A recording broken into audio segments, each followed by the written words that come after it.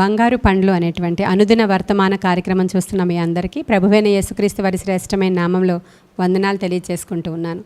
ఈరోజు మన ధ్యాన అంశము 2వ దినవృత్తాంతాల గ్రంథము 16వ అధ్యాయము 9వ వచనం. తన ఎడల యథార్థ హృదయము గలవారిని బలపరచుటకై యెహోవా కనుదృష్టి లోకమంతటా సంచారము చేయుచున్నది. మన దేవుని యొక్క కన్నులు లోకమంతా సంచారం చేస్తున్నాయంట. ఎందుకు అంటే ఆయన ఎడల యథార్థవంతులను బలపరచడానికి జ్ఞాపకం చేసుకోవాలి. ఆయన ఎడల ఎవరైతే యథార్థ హృదయం గలవారు ఉన్నారో వాళ్ళని ఆయన కన్నులు చూసి వారిని బలపరుస్తున్నాయి అని రాయబడి ఉంది. మరి మనం యథార్థ హృదయం కలిగిన వారంగా ఉన్నామా? యథార్థ హృదయం కలిగిన వారంగా మనం ఉంటే ఆయన కనుదృష్టి మన మీద పడుతుందంట. ఎంత బాగుందో చూసారా ఈ మాట.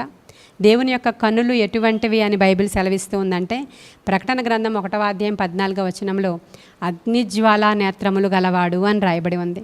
అగ్నిజ్వాలా నేత్రములు గల మన దేవుడు ఎట్టి పరిస్థితుల్లోనైనా ఎలాంటి చోటుకైనా ఆయన కనుదృష్టి వెళ్ళిపోతుంది. ఆయన కనుదృష్టి నుంచి ఎవ్వరూ తప్పించుకోలేరు ప్రియమైన దేవుని బిడ్డలారా. అయితే ఒకటి, ఆయన తన బిడ్డల్ని బలపరచాలి అనుకున్నప్పుడు యథార్థ హృదయం గలవారిని ఆయన బలపరచడానికి ఆయన కనుదృష్టి మన మీద ఉంటుందంట. జెరుబ్బాబేలు మందిరం కట్టించేటప్పుడు జకర్యా గ్రంథం 4వ అధ్యాయంలో ఒక మాట ఉంటుంది, యెహోవా యొక్క 7 నేత్రములు అని రాయబడి ఉంటుంది. అంటే ఈ మాటలన్నీ మనం చూసినప్పుడు దేవుని యొక్క కనుదృష్టి మనల్ని నిజంగా గమనిస్తుంది, చూస్తుంది అని అర్థం చేసుకోవాలి. నిజంగానే మనం యథార్థ హృదయముగా ఉంటే ఆయన కన్నులు మనల్ని బలపరచడానికి చూస్తూ ఉంటాయంట.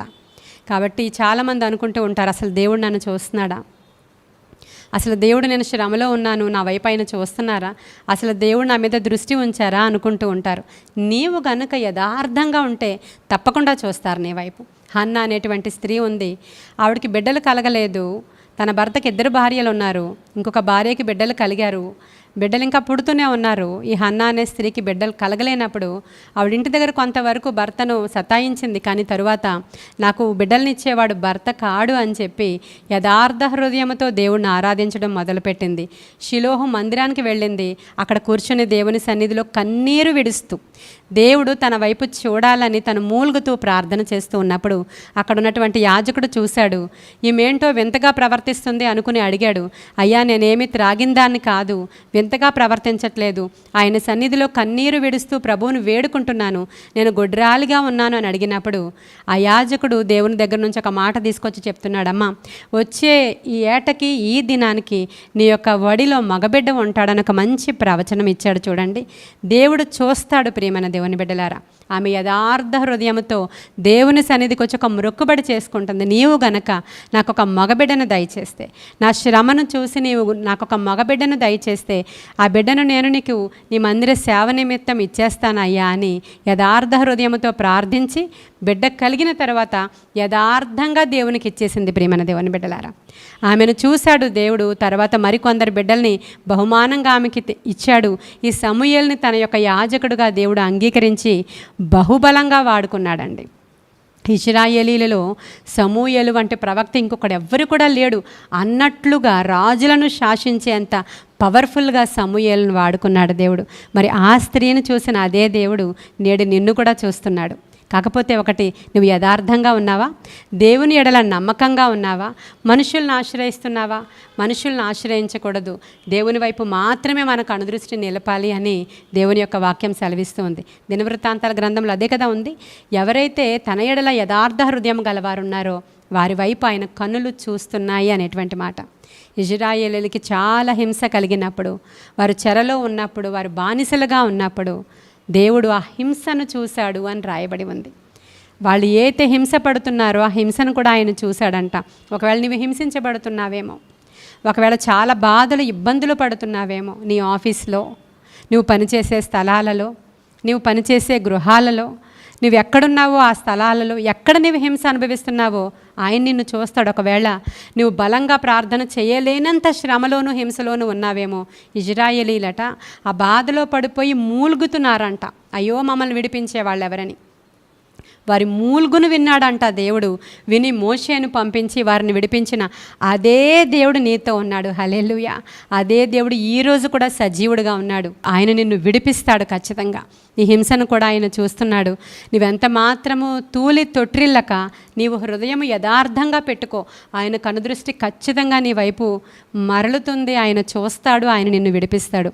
అన్యురాలైనటువంటి హాగరు అబ్రహాము శారాల దగ్గర నుంచి పారిపోయి వెళ్ళిపోతూ ఉన్నప్పుడు అక్కడ ఎవ్వరూ లేరు, దిక్కెవ్వరూ లేరు, ఒంటరి స్త్రీ రోధిస్తుంది, నాకు దిక్కెవరని ఏడుస్తున్నప్పుడు దేవుని యొక్క దూత అక్కడ ప్రత్యక్షమై ఆమెకు కొన్ని వాగ్దానాలు చేసి తిరిగి ఇంటికి వెళ్ళమని, తిరిగి యజమానురాలు చేతి క్రిందకు వెళ్ళిపోమని ఆమెకి ఒక సలహా ఇచ్చి తరువాత తనకు పుట్టబోయేటువంటి కుమారుడు ఎలాంటి స్వభావం గలవాడవుతాడో, ఎంతటి ఆశీర్వాదం పొందుకుంటాడో అని ప్రవచనం చెప్పిన తర్వాత ఆ స్త్రీ ఆ దేవునిని కనుగొన్న స్థలానికి ఒక పేరు పెడుతుంది.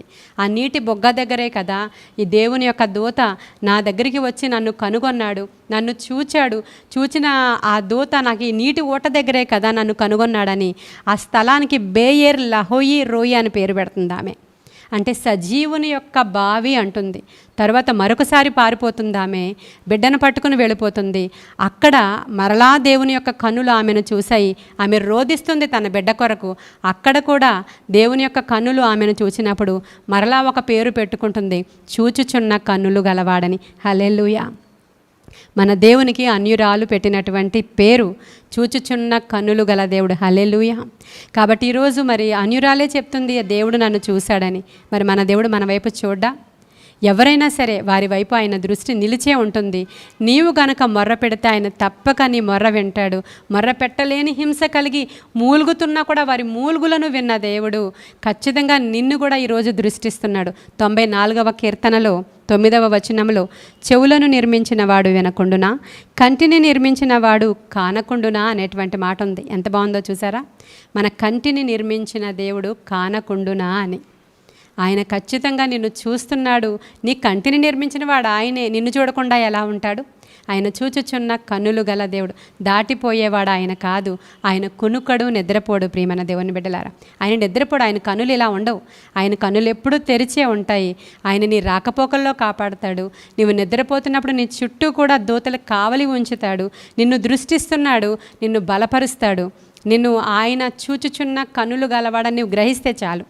హాగర్కి చేసిన అదే దేవుడు నీకు కూడా చేయడానికి ఇష్టపడుతున్నాడు. గొప్ప కార్యాలు మీ పక్షముగా ఆయన జరిగించాలని, ఆయన కనులు మిమ్మల్ని చూసి, మీ యొక్క హృదయాన్ని చూసి మిమ్మల్ని బ్లెస్ చేయాలని నేను కోరుకుంటున్నాను. ఈ కొద్ది మాటలు మన వినికిడిలో దేవుడు దీవించునుగాక. ఆమేన్. ప్రార్థన చేసుకుందాం. మహాపరిశుద్ధుడైన తండ్రి, మహోన్నతుడైన దేవా, నీకు వందనాలు. మమ్మల్ని చూచుచున్న వాడానికి వందనాలు. ఈరోజు ఎంతమంది అయితే ఈ వాక్యం చూస్తున్నారో వారందరినీ నీవు చూస్తున్నావు ప్రభా. ఇప్పుడే వారి శ్రమలో నుంచి, వారి హింసలో నుంచి, వారి బాధలో నుంచి, వారి ఒంటరితనము నుంచి, వారి ఒంటరితనాన్ని కూడా నీవు చూస్తున్నావు ప్రభా.